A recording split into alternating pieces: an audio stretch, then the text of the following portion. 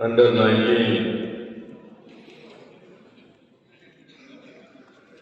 Ranking tournament के अवसर पर हमारे बीच में उपस्थित हमारे बहुत ही पुराने दोस्त, मेरे कुलीग, मेरे साथ विधायक रहे आदरणीय नरेश कौशिक जी,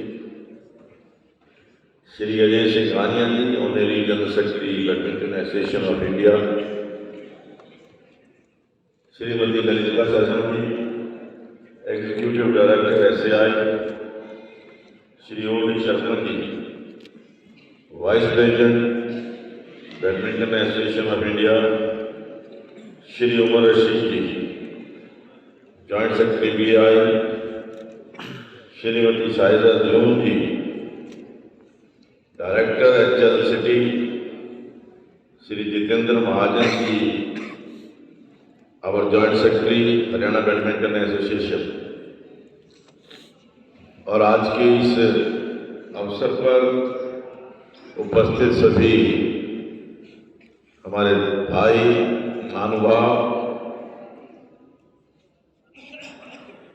सभी प्लेयर्स और एकेडमी के सभी प्यारे बच्चों, सबसे पहले तो मैं राकेश जून जी और श्रीमती शैलजा जून जी को बहुत बहुत बधाई देता हूं कि उन्होंने इस एकेडमी में जिस प्रकार का वातावरण जो मैंने सुनने को मिला, अभी अजय सिंह घानिया ने जो बताया कि बच्चों को केवल बैडमिंटन के लिए ये एकेडमी का गठन हुआ, एकेडमी कार्य कर रही है और सब सुविधाएं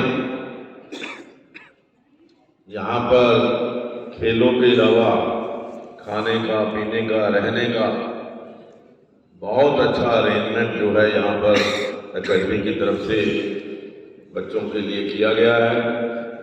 मैं इसके लिए उनको बहुत बहुत बधाई देता हूँ, धन्यवाद भी करता हूँ। जैसा अभी अजय सिंह घानिया जी ने बताया कि बैडमिंटन मेरा एक पैशन रहा,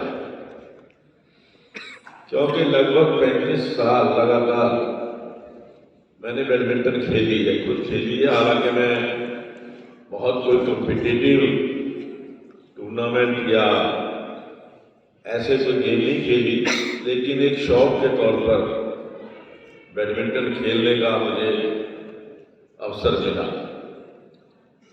लेकिन मैं ये दावे से कह सकता हूँ कि बैडमिंटन एक ऐसी गेम है जो सबसे सेफ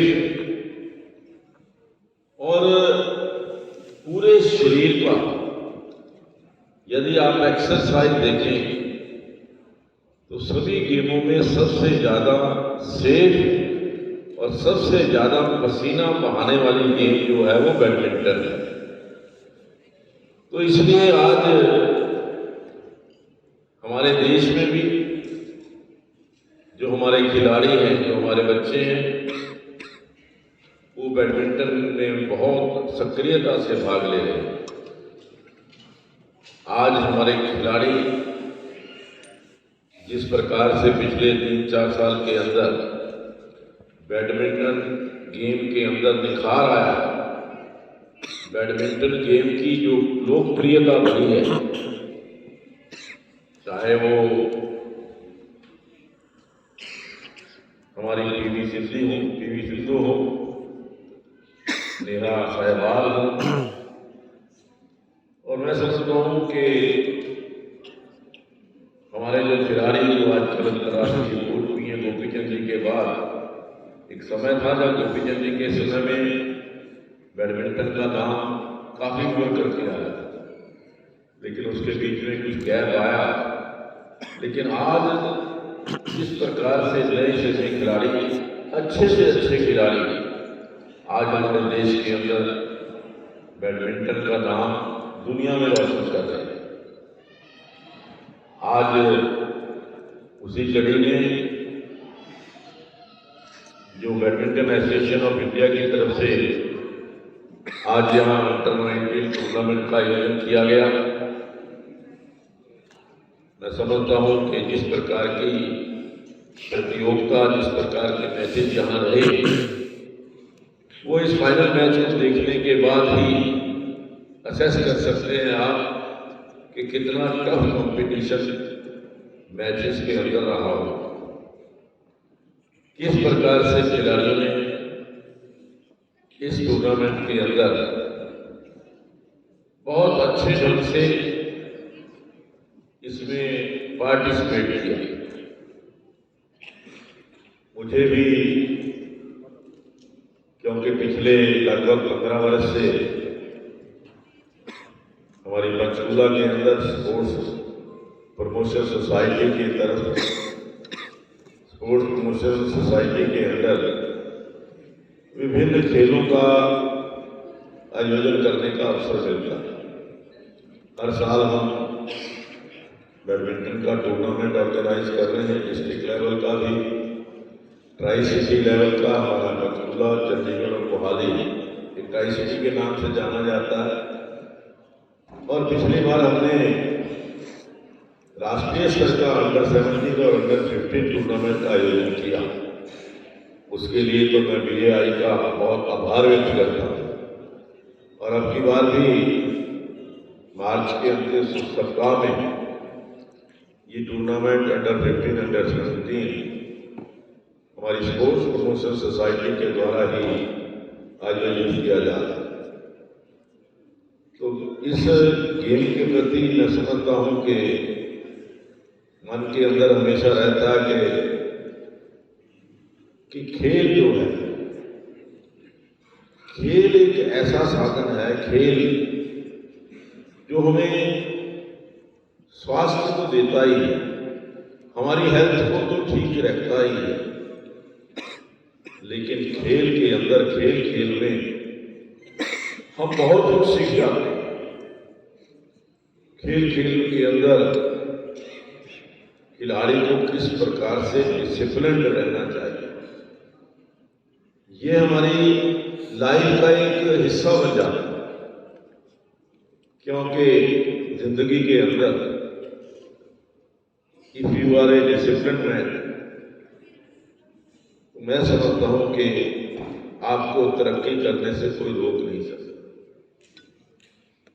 आज जिस प्रकार से युवाओं के अंदर, ये हमारा दुर्भाग्य भी मैं कहूंगा, एक नशे की प्रवृत्ति,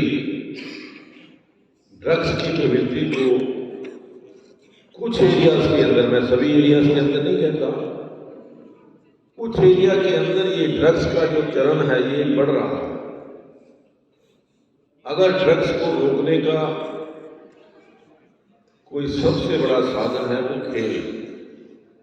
हम खेलों के द्वारा अपने युवाओं का ध्यान यदि खेलों में आकर्षित करते हैं, जो उसकी एनर्जी है वो खेलों में यूटिलाइज होती है, जो उसका पसीना है वो खेलों के अंदर बहता है, तो युवा को नशे की तरफ देखने का मौका ही नहीं, और वो जिंदगी के अंदर एक ऐसी स्टेज, क्योंकि युवा की स्टेज एक ऐसी स्टेज होती है, अगर उसको कोई अच्छा गाइड मिल जाए, अच्छा कोच मिल जाए, अच्छा मार्गदर्शक मिल जाए, तो उसकी जिंदगी अच्छी बन जाती है, सुंदर बन जाती है, सफल बन जाती है। अगर उसकी कंपनी कहीं बैड कंपनी मिल जाए युवा के अंदर, इस युवा काल के अंदर, तो अपना भी और अपने परिवार का भी बहुत बड़ा नुकसान होता है। तो इसलिए हमें खेलों से जहाँ डिसिप्लिन मिलता है, स्वास्थ्य मिलता है, नशे से दूर रहने की हमें इच्छा रहती है, खेलों के साथ साथ हमें अपने एक टीम भावना, कि हम टीम भावना के अंदर कैसे काम कर सकते हैं। टीम की स्पिरिट जो है वो इस खेलों से ही पैदा होती है। और इस बात में कोई अतिशयोक्ति नहीं कि जो भी खेल टीम स्पिरिट के साथ खेला जाए उसके अंदर उस टीम की सक्सेस जरूर होगी। तो मैं तो समझता हूं कि खेलों को प्रोत्साहन देने के लिए जिस प्रकार से हरियाणा सरकार ने आज हरियाणा प्रदेश के अंदर जो नए नए योजनाएं खिलाड़ियों के लिए अच्छा इंफ्रास्ट्रक्चर, अच्छी उनको गाइड मिले, अच्छा उनका पालन पोषण हो, अच्छा उनको खेलने के स्थान मिले और उनका प्रोत्साहन भी, चाहे वो नौकरी के द्वारा, चाहे उनको कैश प्राइज देकर के। हमारी सरकार ने सबसे पहले जो ओलंपिक विजेताओं के लिए गोल्ड मेडल के लिए 6 करोड़ रुपए, सिल्वर मेडल के लिए 4 करोड़ रुपए और ब्रॉन्ज मेडल के लिए 2.5 करोड़ रुपए की जो घोषणा की, उससे खिलाड़ियों के अंदर एक नया उनको प्रोत्साहन मिला। और जो हमारे खिलाड़ी जीत करके मेडल लेकर के आए, उनको डिप्टी डायरेक्टर, असिस्टेंट डायरेक्टर और एक अच्छी गजेटेड पोस्ट जो है वो सरकार ने दी। कई बार क्या होता है कि पढ़ाई में जब बच्चा होता है तो उसको ये लगता है कि मेरा भविष्य जो है वो शायद पढ़ाई के अंदर सुरक्षित है। माँ बाप भी यही सोचते हैं कि पढ़ेगा लिखेगा तो उसका भविष्य जो है वो इंजीनियर बन जाएगा, डॉक्टर बन जाएगा। अगर ये खेल में चला गया, खेलों में चला गया तो कहीं इसका भविष्य जो है वो खराब ना हो जाए। लेकिन हमारी सरकार ने उनके भविष्य की भी चिंता की है, उनके आगे बढ़ने की भी चिंता की है। खिलाड़ियों के लिए जिस प्रकार का इंफ्रास्ट्रक्चर अभी हमारे यहाँ तो, क्योंकि खेलो इंडिया आयोजित करने का हमें अवसर प्राप्त हुआ पंचकूला के अंदर, बहुत सारे खिलाड़ी पूरे देश से लगभग 7,500 खिलाड़ी पंचकूला के अंदर उन्होंने पार्टिसिपेट किया। और उसके कारण पंचकूला में जो इंफ्रास्ट्रक्चर अंतर्राष्ट्रीय स्तर का, अभी आदरणीय सिंघानिया जी कह रहे थे, हमारे जॉइंट सेक्रेटरी साहब कह रहे थे उमर जी कि अंतर्राष्ट्रीय स्तर का टूर्नामेंट पंचकूला में आयोजित कराया जाए। तो मेरी भी इच्छा है कि एक बड़े से बड़ा टूर्नामेंट हम अंतर्राष्ट्रीय स्तर का टूर्नामेंट पंचकूला के अंदर आयोजित कराएं, ताकि हमारे हरियाणा के जो खिलाड़ी हैं, हमारे जो नॉर्थ इंडिया के खिलाड़ी हैं, उनको एक नया प्रोत्साहन मिल सके। अभी जैसा मैंने कहा कि खेलो इंडिया के अंदर हमारे यहाँ अंतर्राष्ट्रीय स्तर का जो बैडमिंटन का हॉल है, लगभग 11-12 नेट उसमें लगते हैं। दूसरा हॉल भी साथ ही है, उसके अंदर 4 नेट लगते हैं। इसके अलावा अंतर्राष्ट्रीय स्तर का volleyball stadium, indoor air condition stadium, अंतर्राष्ट्रीय स्तर का बास्केटबॉल स्टेडियम, वो भी इंडोर स्टेडियम जो फुली एयर कंडीशन, और हॉकी का अंतर्राष्ट्रीय स्तर का मैदान वहां पर तैयार हुआ। ये सारी जो इंफ्रास्ट्रक्चर है वो हरियाणा सरकार ने उपलब्ध कराया है। और अन्य स्थानों के ऊपर भी, चाहे वो फरीदाबाद के अंदर है, चाहे रोहतक के अंदर है, इस प्रकार का इंफ्रास्ट्रक्चर देने का प्रयास हमारी सरकार कर रही है।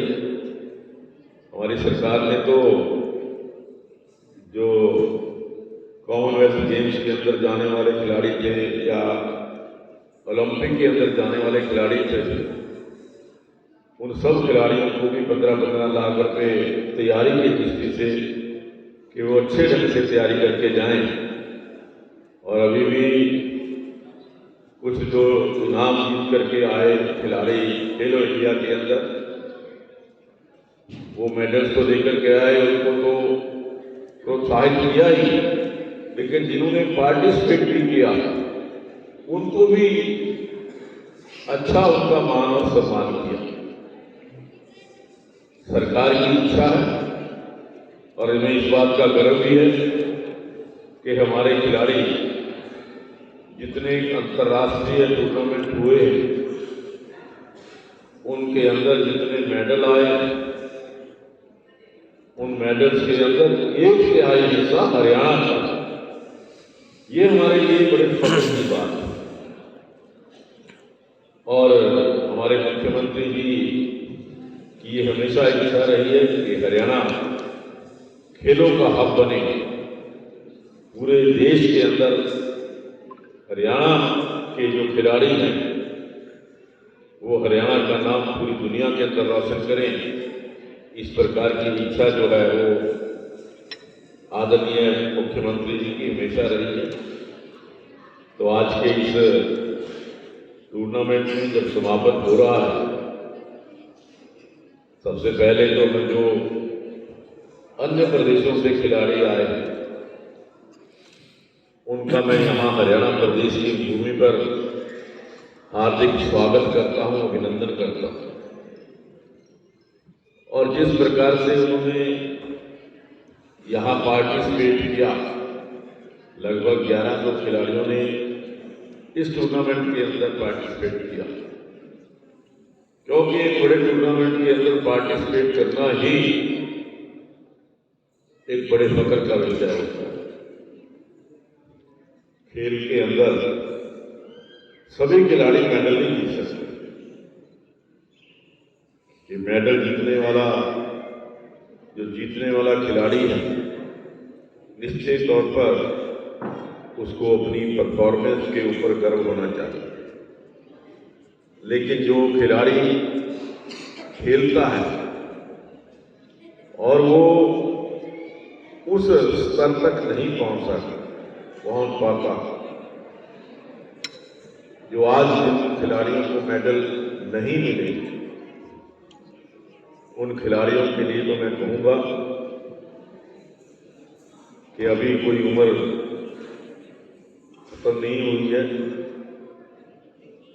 मैं तो कहा करता हूं कि वर्क हार्ड। मेहनत ही सफलता की कुंजी है। जितनी आप मेहनत करेंगे, जितना आप पसीना कोर्ट के अंदर बहाएंगे, जितनी आप एक्सरसाइज करेंगे, उतनी ही सफलता आपको मिलेगी। आपको निराश होने की आवश्यकता नहीं। आप सब लोग यहां से संकल्प करके जाएं कि जिस उद्देश्य को लेकर के मैं यहां आया था, शायद आज वो मेरा उद्देश्य सफल नहीं हो, लेकिन अगली बार जब ये अंडर 19 टूर्नामेंट होगा तो निश्चित तौर पर सफलता प्राप्त करूंगा। ऐसा संकल्प करके यहां से आपसे सोचता है। मैं समझता हूं कि खेल में 2 खिलाड़ी होते हैं, एक की जीत होती है, एक की हार होती है। अभी दोनों खिलाड़ी हमने देखा मैच खेल रहे थे, एक बहुत अच्छा प्रदर्शन दोनों ने किया। बहुत अच्छी गेम मुझे देखने को मिली। अभी सिंघानिया जी कह रहे थे कि पॉइंट्स के बारे में, क्योंकि हमारे समय में तो कुछ और तरह का गेम होता था कि 15 स्कोर की गेम होती थी, 15 पॉइंट्स की, और उसके अंदर क्या था कि पॉइंट नहीं मिलता था, सर्विस पे जो जाती थी, 2 पॉइंट लेने पर 1 पॉइंट मिलता था। तो लेकिन आज तो हर पॉइंट के ऊपर पॉइंट मिलता है और गेम भी 21 की हो गई है।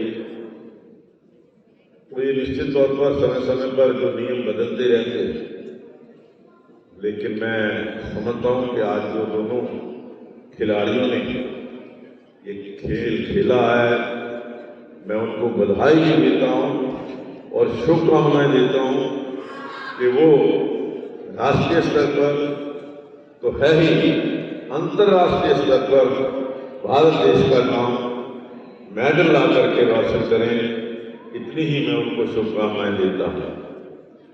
इस एकेडमी के लिए मैं बधाई भी देता हूँ और जो यहाँ आयोजन हुआ है, क्योंकि आयोजन के अंदर बहुत सारा पैसा, बहुत सारा धन लगता है, तो मैं अपने डिस्कशनिंग कोटा में से 5 लाख रुपए इस अपनी जो हमारी एकेडमी है उनको देने की घोषणा करता हूँ।